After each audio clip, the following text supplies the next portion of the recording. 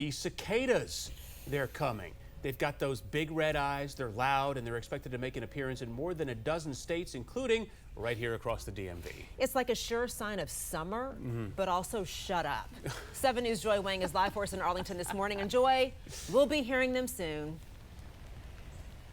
Okay, Adriana, I know you want them to shut up, but I saw this really funny tweet that said, if I were stuck in the ground for 17 years, I'd have a lot to say too. And I can't help but agree with that. So these cicadas, they are brood 14 and they do emerge every 17 years. And of course, that includes this year. They're one of the largest periodical broods, and they're expected to show up in more than 12 states, including right here in the DMV. We were talking about Maryland and Virginia. In fact, Maryland, there's already been a sighting. So let's show you what they look like right now. So take a look at your screen because we want to show you what they look like, what they sound like, and give you some more details about them. Experts say it takes time for most of them to come out. So you could see holes appear in your yard as the nymphs come closer to the surface. Cicadas spend most of their lives underground, feeding on tree roots, so you'll likely see them on or around trees once they come up.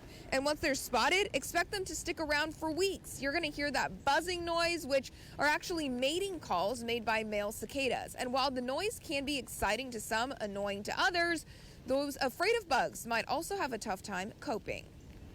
Educate yourselves about the cicadas. Know they're coming. Understand what they look like.